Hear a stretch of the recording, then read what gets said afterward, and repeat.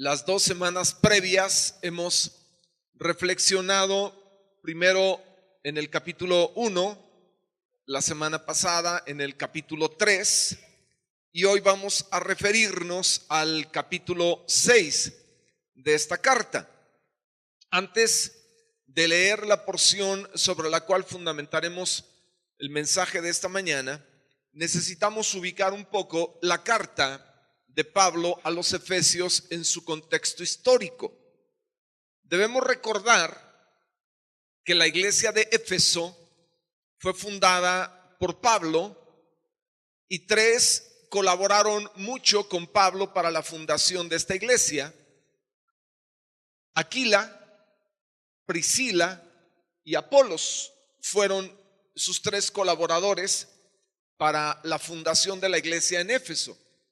La iglesia de Éfeso comienza a ser mencionada al final del segundo viaje misionero, los últimos versículos del capítulo 18 del libro de los Hechos, pero realmente es en el tercer viaje misionero de Pablo que es fundada la iglesia. Así que el capítulo clave, el capítulo que desarrolla la iglesia de Éfeso en su inicio, es el capítulo 19 del libro de los Hechos. Éfeso fue la ciudad de todas las que visitó Pablo al estar trabajando en su ministerio apostólico, a la que más tiempo le dedicó. Hechos 19 menciona que fueron 2 años, 3 meses. Pero en el capítulo 20, cuando él llama a los ancianos de Éfeso y los junta en Mileto, él dice que por 3 años había estado con ellos. Así que el total del tiempo que Pablo dedicó a la iglesia de Éfeso fueron 3 años. No hay comparación con ninguna otra iglesia. Corinto, que fue la segunda iglesia a la que le dedicó tiempo, un tiempo suficiente, fue 1 año y medio. Pero a Éfeso fue lo doble. Entonces, Pablo funda en Éfeso una iglesia muy sólida, muy fuerte, una iglesia muy sana. Por eso usted y yo no leemos en la carta a los Efesios un espíritu como el que hubiera en Galacia, en donde Pablo desde el principio confronta a los hermanos de Galacia por haberse desviado del camino del Señor, o los problemas de Corinto, que eran múltiples, aún en Tesalónica. Pero en el caso particular de la iglesia en Éfeso, es una iglesia muy saludable, tan es saludable que es una iglesia que recibe 2 cartas. ¿Quién escribe la otra?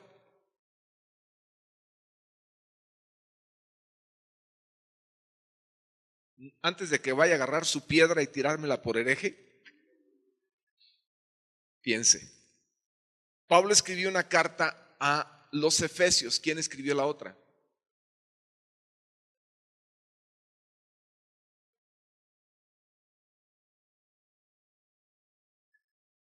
Esta pregunta nada más es para los que leen la Biblia. Sí, no crea, no es para los que no han llegado, es para los que leen la Biblia. ¿Quién escribió la otra carta?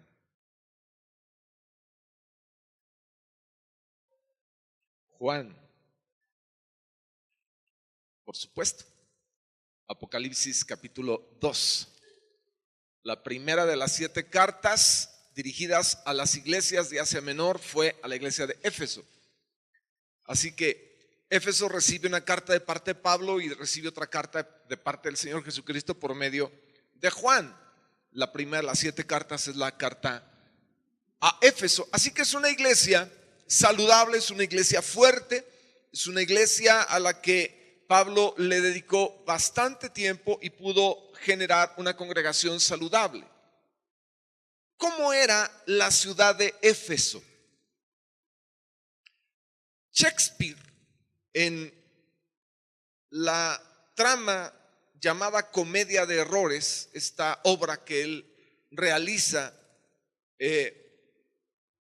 y que toca a Éfeso en una serie de viajes que él describe a Éfeso de la siguiente forma: dicen que esta ciudad está llena de supercherías, como ágiles prestidigitadores que engañan la vista, hechiceros de la oscuridad que cambian la mente, brujas asesinas de almas que deforman el cuerpo, tramposos disfrazados, saltimbanquis charlatanes y muchos similares libertos del pecado. Así describe Shakespeare a la ciudad de Éfeso.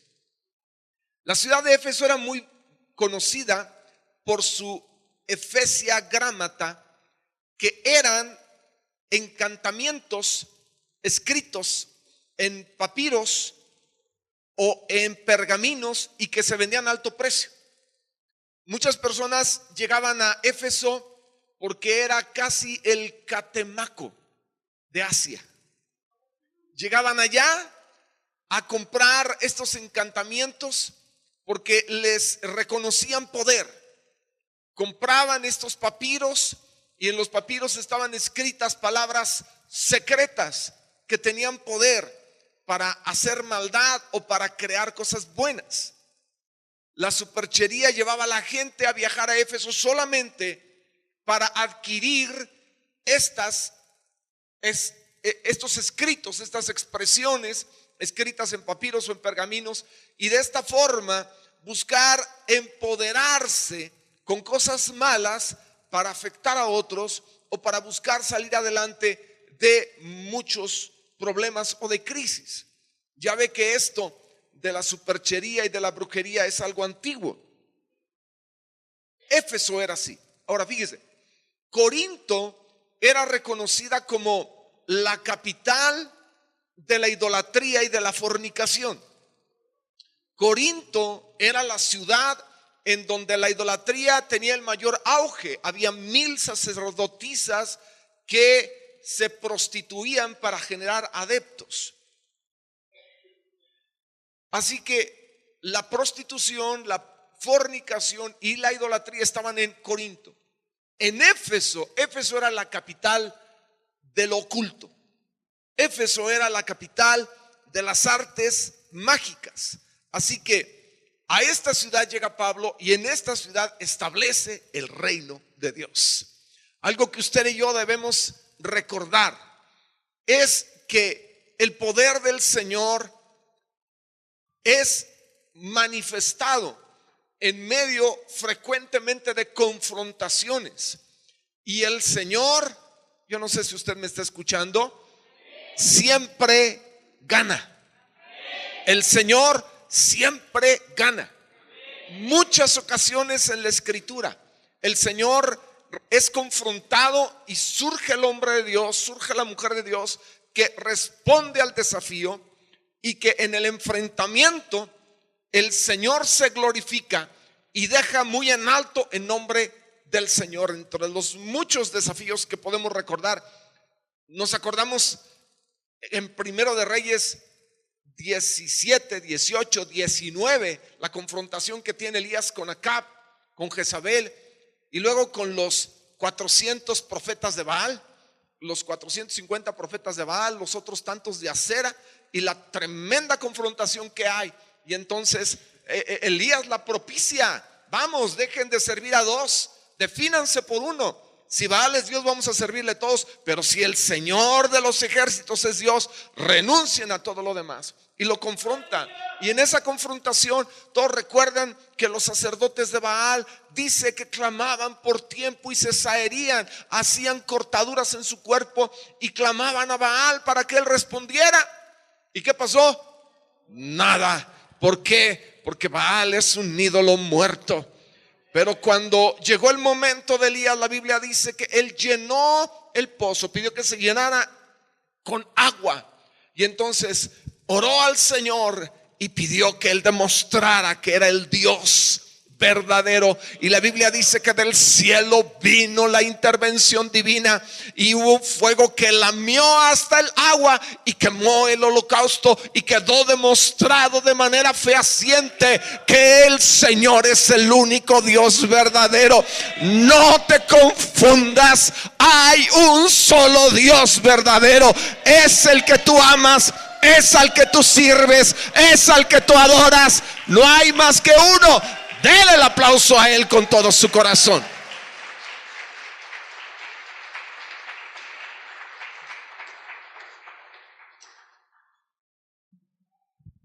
En la iglesia de Éfeso, la iglesia que se establece a partir del capítulo 19, como dijimos, de el libro de los Hechos, prevalece lo sobrenatural.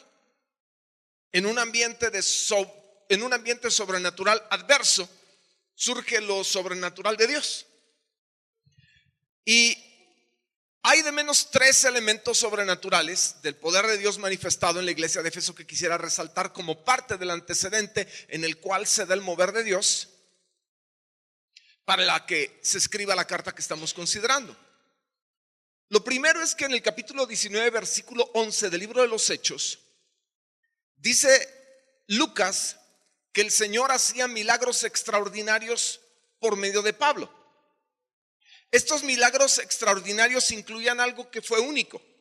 La Biblia dice que se tomaban los paños de Pablo y los delantales y la gente se los llevaba y los ponía estos trapos en las personas enfermas. Y la gente era sanada al tener contacto con los paños que habían tenido contacto con el cuerpo del apóstol. Pero es maravilloso cuando la Biblia dice que aún los espíritus malignos salían al contacto con estos trapos, porque habían tenido contacto con la unción del hombre de Dios. Yo no sé si en esta hora alguien me está escuchando, pero hay algo en usted que usted no ve. Hay algo en usted que puede ser que usted no sienta, pero hay algo en usted que es real y la Biblia le llama la unción. Y la unción es una realidad. La unción no tiene que ver con el aceite natural, pero tiene que ver con el aceite espiritual, el aceite sobrenatural de la gloriosa, de la dulce y de la tremenda presencia de Dios. Y la Biblia habla de que Dios hacía milagros extraordinarios. La palabra extraordinario no aparece en ninguna otra parte en la Biblia, solo en Hechos 19:11.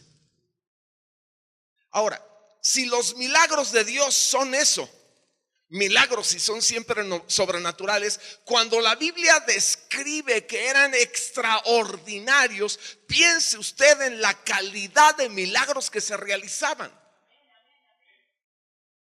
Póngase de pie.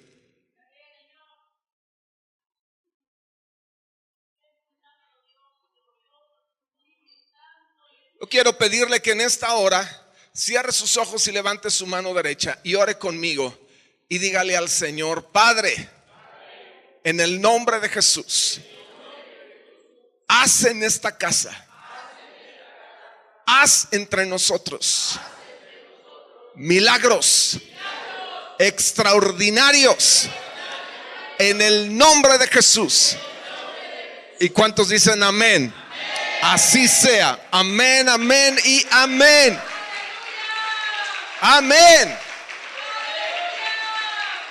Glorifícate, Rey. Amén. Siéntese, por favor. Amén.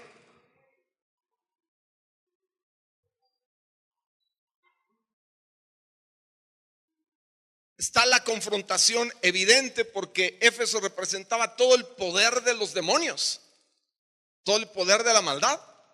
Y llega Pablo con el poder del evangelio como representante del único Dios verdadero. Y los milagros son impresionantes. El segundo evento sobrenatural al que me quiero referir en el libro de los Hechos, que describe la ubicación de la iglesia en Éfeso, es que había como práctica el exorcismo. Y había un hombre que era jefe de los sacerdotes y se llamaba Esceva. Era jefe de los sacerdotes y él tenía 7 hijos. Y los 7 hijos de Esceva se dedicaban a exorcizar a los endemoniados. Entonces, entre los judíos se usaban nombres, el nombre impronunciable de Dios. Se le buscaba la fonética, las vocales, y se buscaba pronunciar, y se usaban nombres sagrados en la Biblia. El nombre de Abraham, el nombre de Isaac, el nombre de David. Se usaban nombres para buscar sacar fuera a los demonios. Entonces, estos 7 hijos de este sacerdote, líder de los sacerdotes en Éfeso, se dedicaban a eso, a exorcizar. Y resulta que vieron el impacto de Pablo. Él no se andaba con cuentos. O sea, la liberación que el Señor obraba a través del ministerio de Pablo era real, y los demonios huían y la gente era liberada. Porque el evangelio es poder de Dios. No son cuentos de Dios. El evangelio no es ilusión de Dios. El evangelio no son mentiras de Dios. El evangelio es poder de Dios para salvación. Usted no ha creído una falacia, usted no ha creído un engaño, usted ha creído el poder de Dios para salvación. Juan escribe, estamos en el verdadero, cuando escribe su primera carta, en el verdadero. Este es el verdadero Dios. Estamos en el verdadero Dios. Entonces la palabra de Dios nos habla de que estos 7 exorcistas ambulantes llegaron con un endemoniado y lo conjuraron. Le dijeron: te conjuramos en el nombre de Jesús, del que Pablo predica, que te vayas. Y entonces el demonio que obraba en este hombre le respondió: a ver, conozco quién es Jesús, sé quién es Pablo, pero ustedes, ¿quiénes son? La Biblia dice que el endemoniado saltó sobre los, ¿cuántos dijimos que eran? Sobre los 7, y pudo más que los 7. Esto está mejor que una película de Bruce Willis. O sea, de plano, a los 7 se los chutó. Y la Biblia dice que se fueron de ahí heridos y desnudos. ¿Por qué? Es que usted no puede manipular a Jesús. No puede usar el nombre de Jesús. Usted conoce a Jesús y Él le respalda, que es algo muy diferente. Él respalda a aquellos que le conocemos. Pero cuando alguien intenta utilizar al Señor, déjeme recordarle, a Dios no se le utiliza. A Dios no se le utiliza. Él le place utilizar a los seres humanos, pero uno no utiliza a Dios. Él nos usa para gloria y honor suyos. Bendito sea el nombre de Dios. Tercer elemento. La Biblia dice que muchos de los que se habían dedicado a la magia se convierten. Usted y yo debemos entender que el evangelio es para todos, aún para los brujos. Va a haber personas que van a estar viendo este mensaje por internet al paso de las semanas, y yo te digo: el evangelio es para ti que adoras al diablo. El evangelio es para ti que te gusta el ocultismo. El evangelio es para ti que te gusta el esoterismo. El evangelio es para ti que crees en el poder del diablo. Y yo te digo en el nombre de Cristo que mi Dios es superior a cualquier otra deidad, y que Él tiene poder para mostrar esto en la vida de cada ser humano. Así que llegaron estos que habían creído en el poder de los demonios, que habían magnificado al diablo, y trajeron todos sus libros de hechizos. Se convirtieron, trajeron sus papiros, sus pergaminos, sus pócimas, y las llevaron a quemar. Hicieron una gran hoguera. Y la Biblia dice que alguien tomó cuenta, hizo la cuenta y dijo: esto era el equivalente a 50,000 piezas de plata. En el día de hoy esto sería aproximadamente entre 500,000 y $1,000,000. Ahí calcúlele, entre 10 y 20 millones de pesos. ¿Sabe qué? Cuando usted conoce al Señor, su riqueza es pobreza, y lo que antes era pobreza es riqueza para usted. Los términos cambian. Cuando uno conoce al Señor, uno se da cuenta que la verdadera riqueza es Él. La Biblia dice que Él es la perla de gran precio, que Él es el tesoro escondido.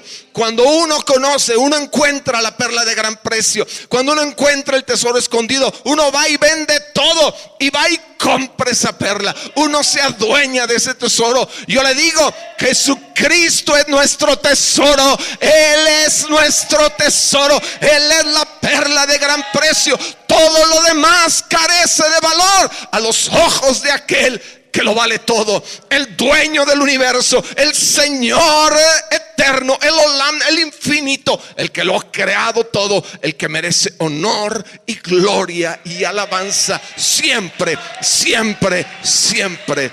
Amén.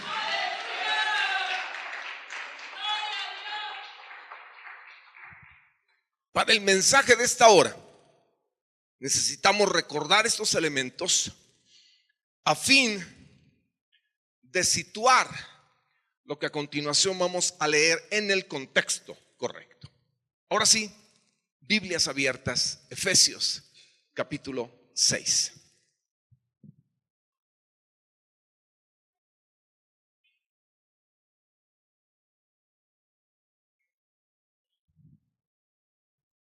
A partir del verso 10 hasta el 19, la Biblia dice así: por lo demás, hermanos míos, fortaleceos en el Señor y en el poder de su fuerza. Vestíos de toda la armadura de Dios para que podáis estar firmes contra las acechanzas del diablo. Porque no tenemos lucha contra sangre y carne, sino contra principados, contra potestades, contra los gobernadores de las tinieblas de este siglo, contra huestes espirituales de maldad en las regiones celestes. Por tanto, tomad toda la armadura de Dios para que podáis resistir en el día malo, y habiendo acabado todo, estar firmes. Estad pues firmes, ceñidos vuestros lomos con la verdad, vestidos con la coraza de justicia y calzados los pies con el apresto del evangelio de la paz. Sobre todo, tomad el escudo de la fe, con que podáis apagar todos los dardos de fuego del maligno, y tomad el yelmo de la salvación y la espada del Espíritu, que es la palabra de Dios, orando en todo tiempo, con toda oración y súplica en el Espíritu, y velando en ello, con toda perseverancia y súplica por todos los santos, y por mí, a fin de que al abrir mi boca me sea dada palabra para dar a conocer con denuedo el misterio del evangelio. Esta es la tercera ocasión en la que el apóstol Pablo habla en esta carta a los Efesios sobre la oración. Y yo pregunto, ¿cuántos aman la oración? ¿Cuántos practican la oración? ¿Cuántos a partir de hoy van a orar más? Usted y yo necesitamos aprender a ser constantes en la oración. Dice así la palabra del Señor. El Señor me permite observar de menos 3 verdades en este pasaje que hoy comparto con usted. La primera verdad es que la oración aquí mencionada es una arma de guerra. Es muy distinta la perspectiva que incluye Pablo en el capítulo 6 de la oración a la que previamente hemos considerado en el capítulo 1 y en el capítulo 3, que son oraciones de intercesión en la que Pablo pide al Señor espíritu de sabiduría, de revelación en el conocimiento de Jesús, que Dios muestre la esperanza que Él nos ha llamado, que Él muestre las riquezas de su gloria, de su herencia en los santos, y que Él muestre la supereminente grandeza de su poder para con nosotros los que creemos. Y en el capítulo 3, el apóstol Pablo pide al Señor que el Señor dé fortaleza. Una de las grandes peticiones que usted y yo tenemos que aprender a hacer es que Dios traiga fortaleza, no que nos quite de la prueba, no que nos quite del momento del ataque, sino que nos fortalezca. Dice el apóstol Pablo que nos fortalezca con poder en nuestro ser interior, por medio de su espíritu. Usted y yo tenemos que aprender a pedir: Señor, fortaléceme con poder en mi ser interior por medio de tu espíritu. Segundo, Pablo en el capítulo 3 ora para que, el versículo 17, para que habite Cristo por la fe en nuestros corazones. Y la tercera petición es a fin de que, arraigados y cimentados en amor, seamos plenamente capaces con todos los santos de experimentar cuál sea lo ancho, lo largo, lo profundo y lo alto, y de conocer el amor de Cristo que excede a todo conocimiento. La tercera petición tiene que ver con que uno experimente lo que es pleno y completo el amor del Señor. Pero cuando llega al capítulo 6, el tenor cambia. Aquí no es la intercesión común, aquí tiene que ver con una arma. Aquí la oración es una arma. Aquí la oración es parte de un armamento. Es muy importante que usted y yo entendamos esto. El Señor, a través de estos versículos, nos está mostrando que los cristianos nos encontramos en medio de una lucha espiritual. En el versículo 11, Pablo utiliza la palabra acechanzas. Dice en contra de las acechanzas del enemigo. La palabra acechanza es el griego metodeia, y metodeia significa seguir un camino. Metodeia significa método. Metodeia significa estrategia. Algo que usted y yo debemos entender es que el diablo no es un improvisado. Él tiene un método, tiene una estrategia y un camino que él sabe que funciona, porque le ha funcionado, porque a muchos ha derribado, porque a muchos ha mantenido en el piso, porque a muchos ha humillado, porque a muchos les ha robado. Así que es un método que funciona. Y yo le digo, contra usted y contra mí ese método va a fracasar. Cuando la Biblia habla acerca de que hay acechanzas, está revelando que el enemigo tiene una estrategia que ha sido probada y comprobada exitosamente a lo largo de siglos. Pero los hijos de Dios que conocemos a Cristo, que estamos revestidos de lo que Él nos ha dado, de su presencia, que conocemos su palabra, que lo conocemos a Él, lo vamos a enfrentar, y en el nombre de Cristo yo le digo que Él no nos va a derrotar, porque la mano del Señor interviene con poder a favor de nosotros. A Dios la gloria por ello. En el versículo 12, Pablo dice que no tenemos lucha. La palabra lucha es el griego palé, y esta palabra describe el enfrentamiento entre dos luchadores. Esto enfoca la práctica griega de la lucha entre dos, en donde uno derribaba al otro, y el resultado era que uno quedaba de pie y el otro quedaba tirado. Ese es el sentido de la palabra lucha. Es decir, esto es algo serio. El enemigo no está peleando contra ti para hacerte cosquillas. El enemigo no está peleando contra ti para hacerte pasar un mal rato. Él te quiere destruir. Él te quiere derribado, y él quiere poner su garra o lo que tenga en los pies, en las patas, en las pezuñas, como le quiera llamar, arriba, y quiere que usted quede abajo. Pero eso no se va a poder, porque el Señor nos da la victoria, porque el Señor está con nosotros, y porque en el nombre de Cristo no le vamos a permitir que Él nos venza. La lucha es seria. Del otro lado hay enemigos. Vea el versículo 12. ¿Cuántas veces en el versículo 12 se menciona la palabra contra?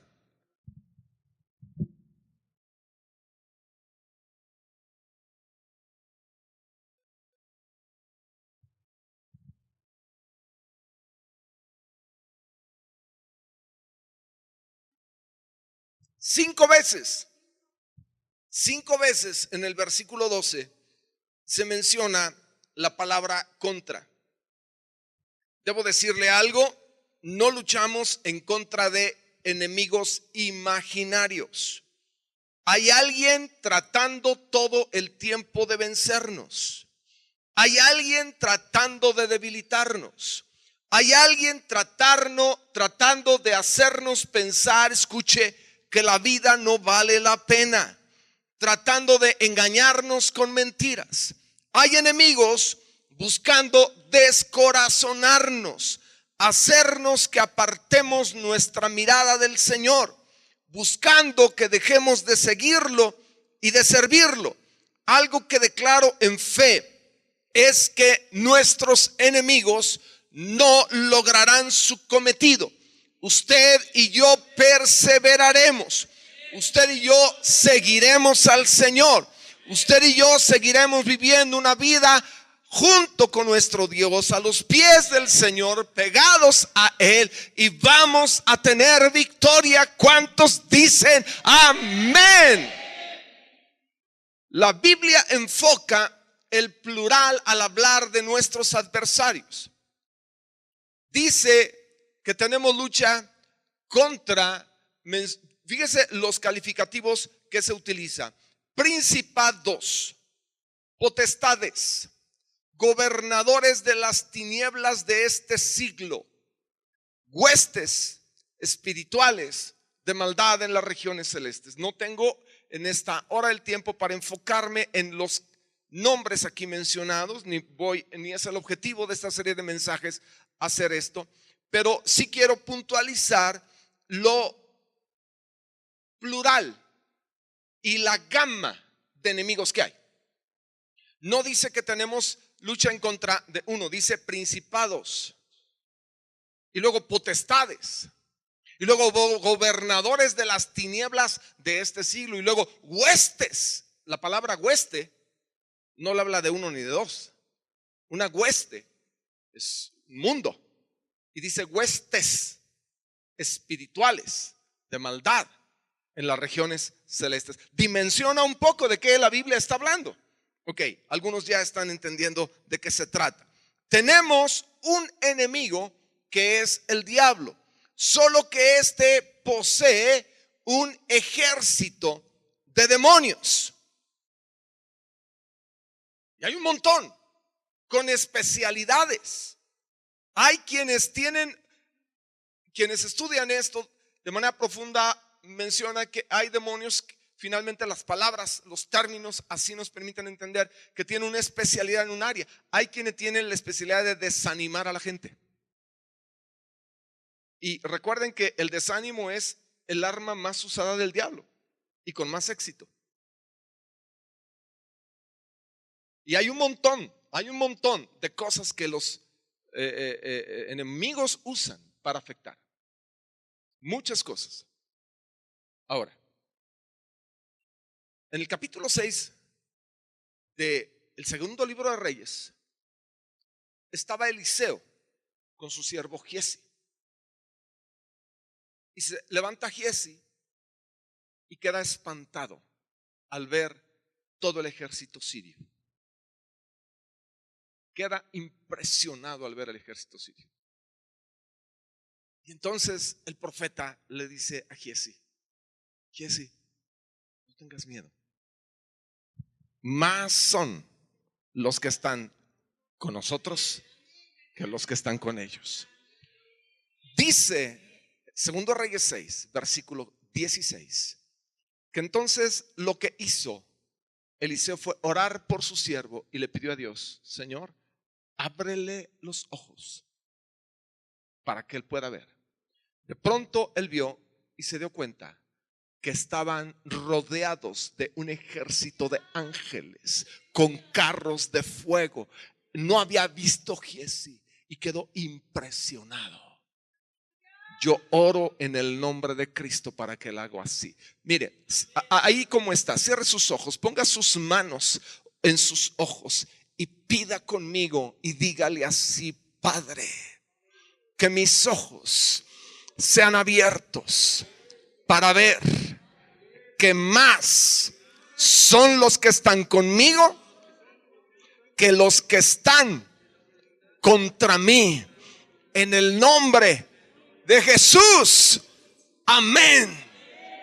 Porque cuántas veces uno enfoca al enemigo y lo magnimiza.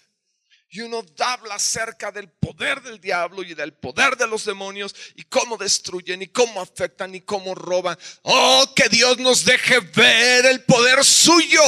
El poder suyo y los emisarios que han sido enviados para cuidarnos, para protegernos, para proveernos, para ayudarnos, para sustentarnos, para que usted y yo avancemos en el camino de Dios. Que Él abra nuestros ojos para que podamos ver lo invisible y nos demos cuenta del ejército de aliados angelicales que Él ha hecho morar con nosotros.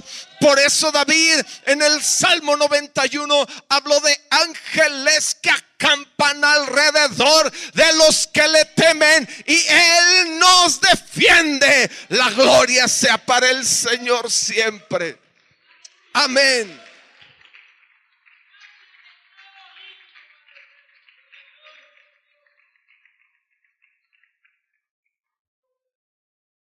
En segundo lugar, la oración es mencionada como parte de la armadura de Dios.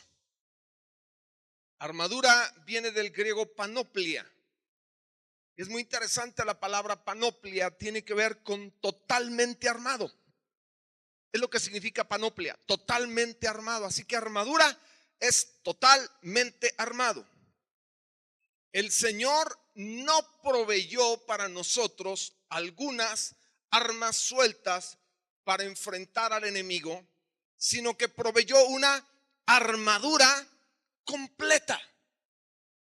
La orden del Señor es: vístanse de toda la armadura de Dios. Y es una orden que se repite 2 veces, en el versículo 11 y en el versículo 13. La reiteración enfoca la importancia.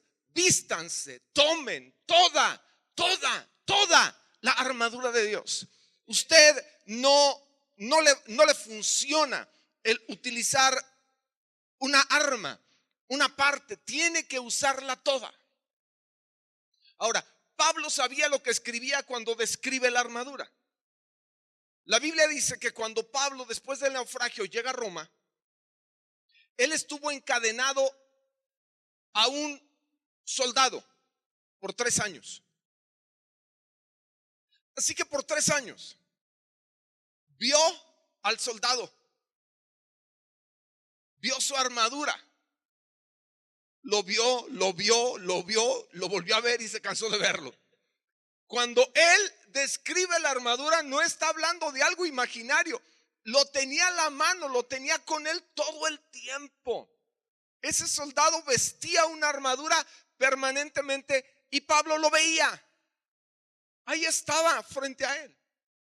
Entonces Pablo menciona 7 armas que componen la armadura: el cinto de la verdad, la coraza de justicia, el apresto del evangelio de la paz para los pies, el escudo de la fe, el yelmo de la salvación, la espada del espíritu y orando en todo tiempo. Son las 7 armas descritas por Pablo y voy a enfocar un poquito de tiempo para desarrollar algo de cada una. Pero la Biblia dice que debemos tomar toda la armadura. Ahora escuche por favor. Yo he estado orando por esto por tiempo, porque Dios me dé la palabra. Ahora, hay personas, escuche, que usan esta armadura de la siguiente forma. En oración dicen: yo me visto de toda la armadura de Dios y me pongo la coraza de justicia y me pongo el yelmo. ¿Cómo le digo? Mire, lo que Dios quiere no es el hecho solo de que usted diga que se viste, sino que cuando usted sale a la calle, cuando usted enfrenta la situación, usted tenga eso. Es decir, la armadura no es algo que se quita y se pone. No sé si alguien me está escuchando. En el caso de quienes la usaban, sí. En el caso nuestro, no. ¿Sabe? Todo el tiempo debemos mantenernos con la armadura. No, usted no me está escuchando. Yo le digo que todo el tiempo debemos quedarnos con la armadura. No es algo para algún momento de crisis. No, señor, no, señora. Es para todo el tiempo. Usted y yo debemos usar la armadura permanentemente. Entonces, estos 7 elementos descritos por Pablo deben ser parte de nuestra vida todo el tiempo. No es que usted se la quita y se la ponga, es que usted debe tenerla permanentemente con usted. Primero, dice la Biblia que usemos el cinto de la verdad. Y bueno, lo primero era que el cinto ceñía las ropas que usaba el soldado. Y la Biblia habla acerca de la verdad. Lo primero que usted y yo necesitamos para enfrentar al enemigo es la verdad, porque él es padre de mentira y los mentirosos son parte de su reino. Usted no puede pelear contra el enemigo siendo un mentiroso, porque él inmediatamente va a decir: oye, tú no peleas contra mí, tú eres de los míos, tú no peleas contra mí, tú eres de mis cuates. O sea, no podemos vivir una vida de falacia y de mentira, porque la mentira es contraria a la esencia de Dios. Cuando David escribió el Salmo 51, en el versículo 6, él dijo lo siguiente: he aquí, tú amas la verdad en lo íntimo. Dios ama la verdad en lo íntimo. Y el amor del Señor tiene que ver con la atracción de esta virtud. La verdad del Señor la ama, porque el Señor ama la verdad. Y el Señor ama a la gente que ama, que dice, que vive la verdad. La mentira es contraria a Él. Y uno tiene que aprender a vivir la verdad. La verdad es lo primero en la armadura, la verdad. Debemos ser veraces. Y si usted no va a decir nada, no va a mentir, mejor cállese. Es mejor que uno se calle a decir mentiras. Segundo, abajo está la verdad y luego arriba la coraza de justicia. Fíjese, sobre la verdad la justicia. Todo lo demás no funciona si está usted en la mentira. Si hay cosas que están mal, todo lo demás se va a caer. Sobre la verdad viene la justicia. Ahora, la coraza de justicia entre los romanos era algo que cubría el frente, pero que cubría la espalda. No era algo que solamente cubría el frente, sino que la coraza cubría el frente y la parte de atrás. Y es muy hermoso como Isaías. Vea conmigo el capítulo 58 de Isaías. Le doy un momento para que encuentre Isaías 58.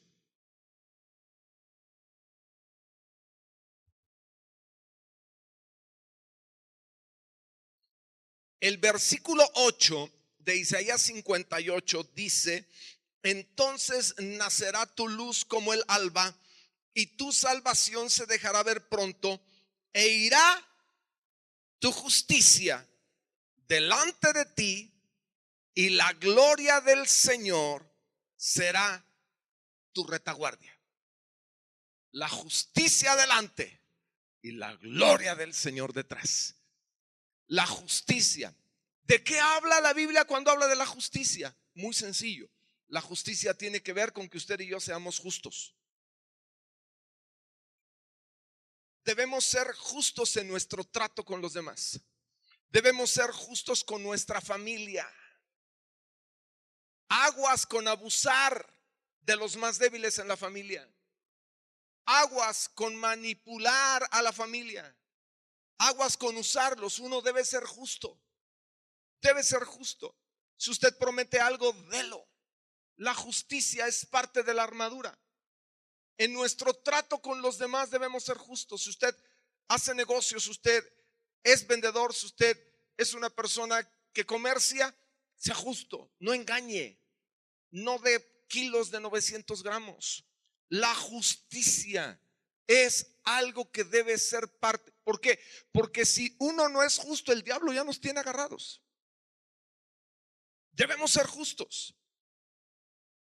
Y en la justicia uno tiene que aprender a no abusar de los demás. Esto es de veras, en mi corazón lo siento como una carga muy frecuente. Es terrible el abuso. Es terrible y es algo contrario a Dios, porque escuche, Dios es el Todopoderoso, pero Él no abusa de nadie. Piense conmigo, Él todo lo puede hacer, pero no abusa de nadie. Él nos impele, Él nos empuja, Él nos dirige, Él nos seduce, pero nunca, nunca nos manipula, nunca, nunca nos humilla. Uno responde de esta forma a Dios, pero finalmente el propósito de Dios no es este. Entonces uno tiene que aprender a actuar justamente. Estoy comunicándome. Justamente cuando usted está tratando con otras personas, sea justo, sea equitativo, es correcto. Tercero, el evangelio de la paz. Algo que usted y yo vamos a tener, escuche con su corazón, en medio de la lucha es paz. No importa cómo sea la lucha, el shalom de Dios está con nosotros. En medio de la peor circunstancia, el shalom de Dios llena su mente y su corazón. Porque es el evangelio de la paz, y la paz con Dios y la paz de Dios. Jesús lo dijo: mi paz les dejo, mi paz les doy, no como el mundo la da, yo se las doy. No se turbe su corazón ni tenga miedo. Así que Él nos regala su paz. Deje que esa paz llene su mente, que esa paz llene su corazón. En medio de toda lucha debe ser así. Cuarto, el escudo de la fe. Y es muy interesante que la Biblia dice dos cosas de esto. Primero dice, sobre todo. Dice, sobre todo, tomen el escudo de la fe. Es decir, la relevancia que tiene la fe está más allá de lo que usted y yo podamos entender. ¿Por qué dice sobre todo? Porque dice, con él pueden apagar todos los dardos de fuego del maligno. Lo único que necesitamos para inutilizar, escuche, no me está escuchando. Le digo, lo único que necesitamos para inutilizar el ataque del enemigo es fe. Había dos escudos entre los romanos. Había el escudo redondo. Lo hemos visto en muchas películas. Es el escudo con el que se lanzan al ataque. Pero la palabra que se usa aquí describe el otro escudo, que era el escudo grande. El escudo que medía 1,22 metros de alto y era rectangular, 80 centímetros de ancho, de cuero mojado. Entonces, los que primero avanzaban eran los del escudo grande y venían adentro, en el ejército, los del escudo chico. Entonces se ponían todos en línea y con esto hacían un escudo protector, se cubrían. Y cuando avanzaban, entonces llegaban los del escudo chico para atacar. ¿Sabe? La Biblia dice que usemos el escudo de la fe. Este escudo era de cuero y era mojado, entonces les aventaban lanzas y dardos y se apagaban. O sea, Pablo sabe lo que está diciendo. El diablo te ataca con dardos de fuego, dardos de duda, dardos de confusión. Frecuentemente el diablo quiere que dudes del poder de Dios, de la gracia de Dios, de la misericordia de Dios. Te hace creer que el Dios eterno no tiene un plan para ti, que te vas a echar a perder, que si tú no haces cosas, te vas a perder de lo mejor. Y el diablo te quiere engañar. Y yo te digo que el único medio que tú necesitas para evitar que esos dardos tengan efecto en tu vida es la fe. Usa tu fe. Crea al Señor. Él te protege, Él te guarda, Él te liderea, Él está contigo. Entonces la fe debes usarla permanentemente. El yelmo de la salvación, el yelmo cubre la cabeza, es el casco. Tus pensamientos deben estar cubiertos por el evangelio de la salvación. Una de las áreas más susceptibles de atacar son los pensamientos. Por eso Romanos 12, 2 y 3 habla acerca de la renovación, de la transformación. Por medio de la renovación del entendimiento uno tiene que aprender a pensar de manera diferente. Venimos con una mente bien viciada, bien llena de cochambre, bien sucia.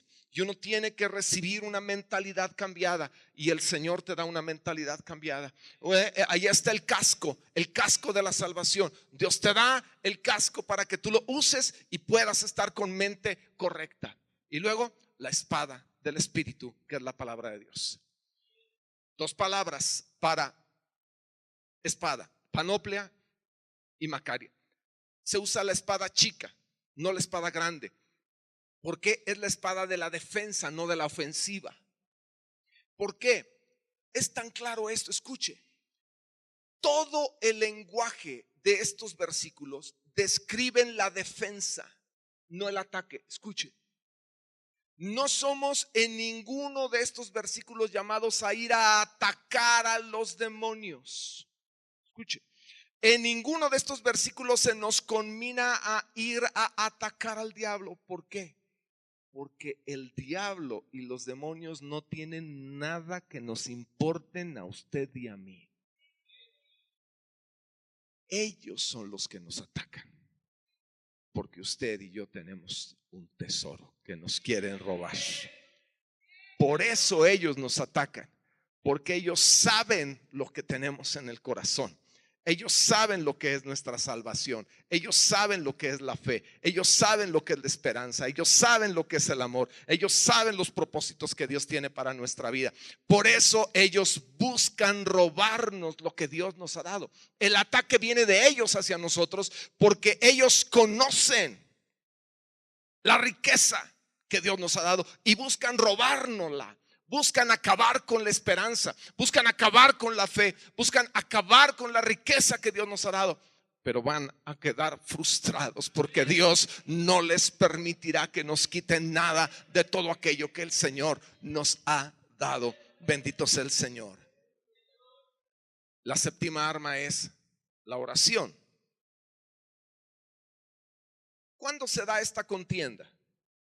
La Biblia no dice que esta contienda es permanente. La Biblia habla de el día malo. Dice que después del día malo, habiendo acabado todo, estemos firmes. Es decir, hay un día malo.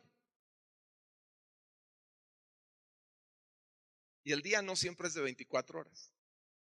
Venía escuchando al manejar hacia acá una canción de Adrián Romero que dice, que habla acerca de que el invierno se ha prolongado y la primavera no ha llegado. Dice, hace mucho tiempo que no veo la primavera. Y en ocasiones la lucha que uno enfrenta se posterga. El día puede ser de días, de semanas, de meses o de años. Pero yo le digo en el nombre de Cristo que su victoria y la mía están más cerca que nunca. Y que lo que Dios tiene para usted y para mí lo vamos a alcanzar. Yo le digo en el nombre del Señor que no nos vamos a desalentar, no nos vamos a desanimar, porque el día tiene un principio y un final. David oró que Dios tiene en sus manos nuestros tiempos, y el tiempo en que nuestra guerra termine está en las manos de Dios. La Biblia dice que Satanás llegó con Jesús y lo atacó por un tiempo. El ataque sobre Jesús no fue permanente del diablo. Dice la Biblia que luego lo dejó. Eso es lo que sucede. Santiago lo dice, resistid al diablo.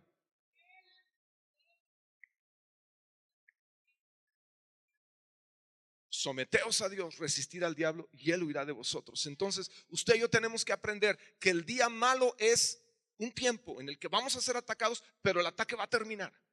Por eso usted y yo tenemos que estar firmes. No salte para atrás.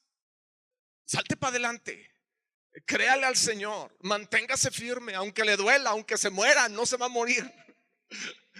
Uno siente a veces que se muere, pero no nos vamos a morir. Hay que seguirle, porque Dios está con nosotros. Porque el que nos habló no es mentiroso, porque Él dijo que así habría de ser. Pero Dios está con nosotros y no nos va a dejar. Mantente firme, no desmayes. El Señor nos va a dar la victoria. Amén.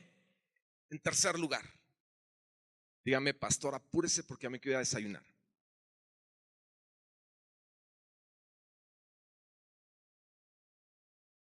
La oración es de las 7 armas mencionadas por Pablo en este capítulo a la que le dedica más espacio. Fíjese, hay armas que son mencionadas, 3 armas en un solo versículo. Por ejemplo, en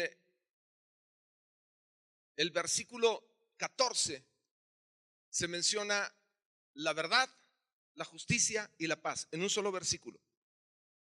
Pero Pablo dedica 2 versículos completos para hablar sobre la oración. Ahora, no fue fortuito el que sean 7 elementos los que componen la armadura. El candelero tiene 7 brazos y la oración es lo que fundamenta cada uno de esos 6 elementos restantes, lo que los fortalece.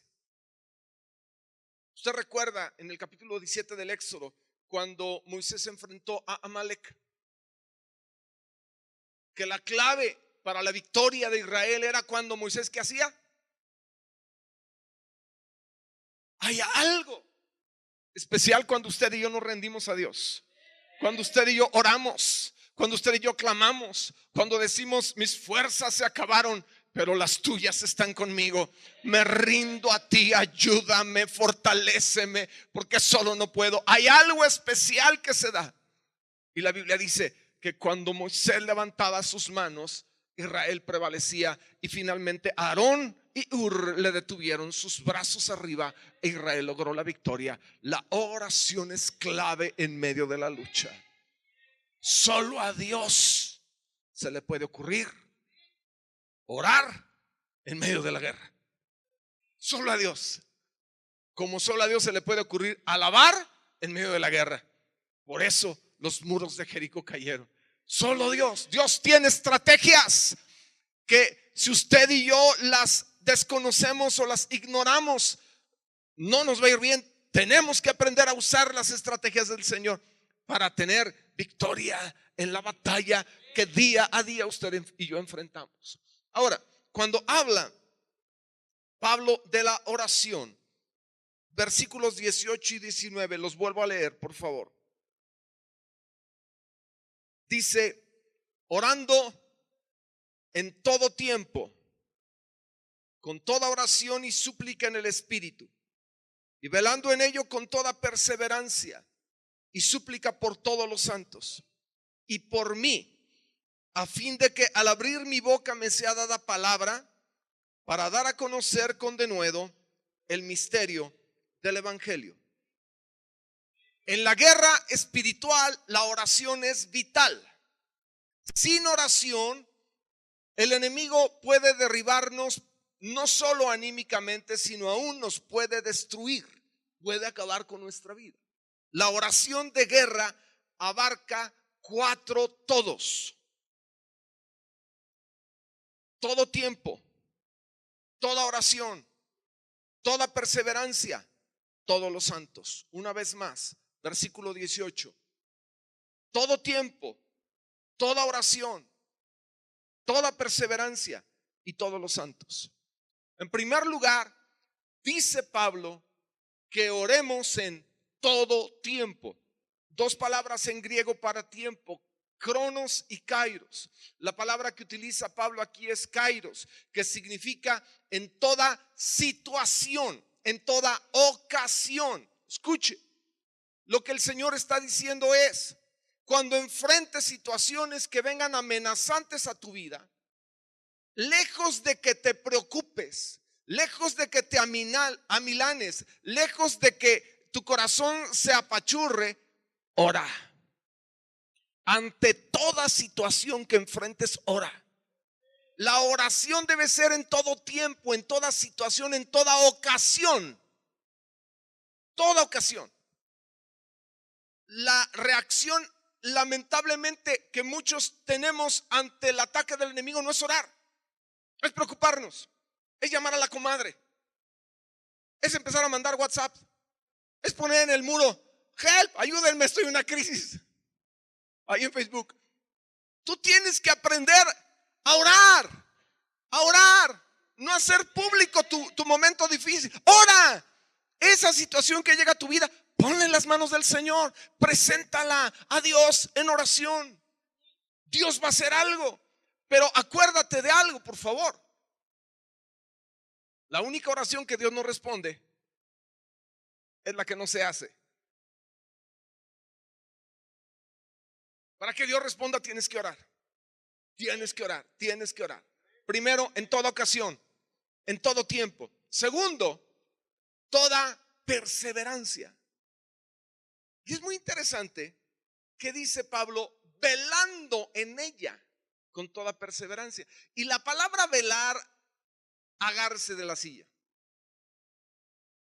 La palabra velar en el idioma griego significa literalmente cazar sueño. Es lo que significa velar, cazar sueño. Velar es que de pronto tú te despiertas y en lugar de que te vuelvas a acomodar, le dices a tu camita, permiso, tengo una cita con el Señor. Pastor, son las 3 de la mañana. A esas horas me desperté hoy para orar. Abrí los ojos y dije, vámonos. Y estuve orando por algunas necesidades. Y le comento que envié algunos mensajes. Y uno de los mensajes que envié fue a un pastor, amigo. Y le dije, estoy orando por ti, amigo. Él estaba en línea a esa hora y me dijo, muchas gracias. 3 horas después me envía el siguiente mensaje. Amigo, muchas gracias por tu oración. Pasé una noche de lucha, pero tu mensaje llegó en el momento preciso. Dios te bendiga. Yo le pregunto, ¿quién sabe eso?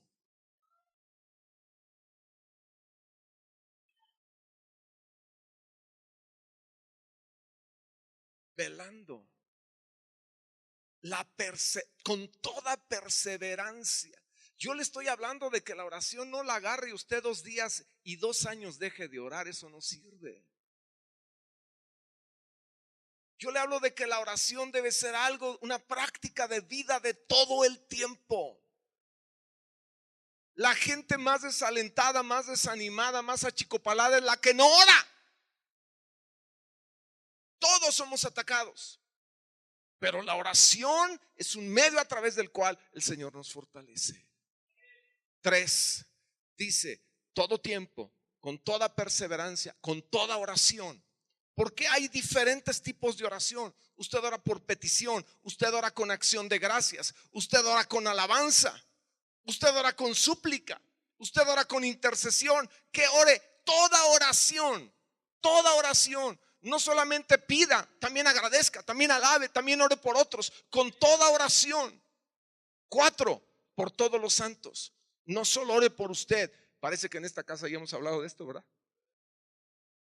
Ore por los demás. Y fíjese lo hermoso.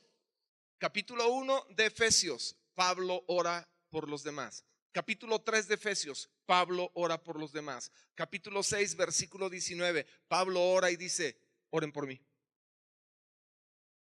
Oren por mí. ¿Por qué? Porque usted necesita orar por los demás, así como usted necesita oración de otros, otros necesitan su oración. Ore por los demás. Pida al Señor. Es una guerra, pero no es una guerra contra una, es una guerra contra el ejército. Y debemos estar fuertes, apoyarnos, ayudar. Yo espero que alguien esté escuchando.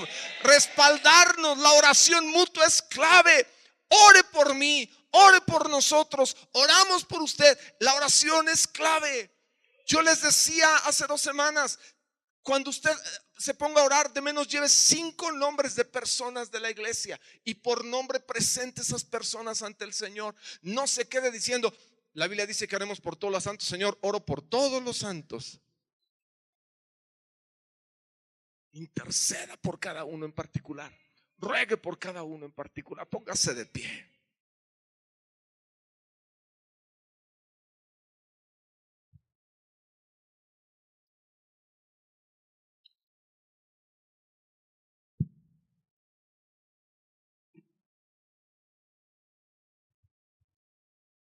Yo creo que en esa hora el Espíritu Santo nos concientiza un poquito del ambiente espiritual y abre nuestros ojos a una realidad que puede ser que no estábamos conscientes.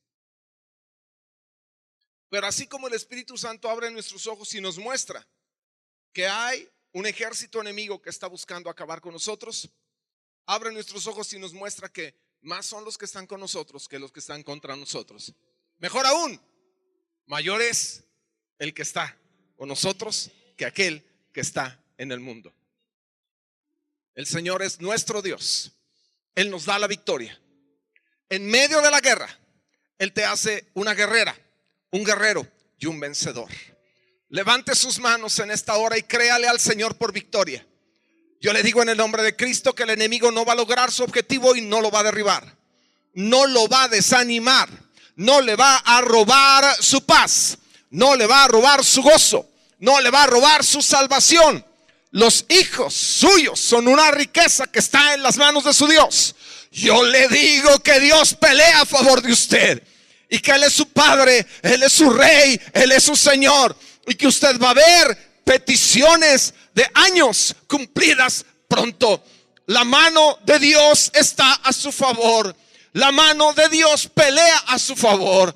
Dios le ha revestido de una armadura. Úsela para salir avante de toda acechanza del enemigo. Padre, en el nombre de Jesús, tu palabra ha sido compartida en esta mañana. Oramos para que tu pueblo, en el nombre de Cristo, salgamos victoriosos. Oramos en el nombre de Jesús, que tú te glorifiques, que levantes la vida de tus hijos, de tus hijas, de tus jóvenes, de tus doncellas, de tus mujeres, de tus hombres, y los levantes con unción, y nos levantes con poder, y nos levantes con respaldo. Y en el nombre de Jesús, la victoria que tú nos has dado sea la victoria en la cual nos fundamentemos, y en ella te demos la gloria, te demos el honor, te demos la alabanza, porque tú eres nuestro Dios.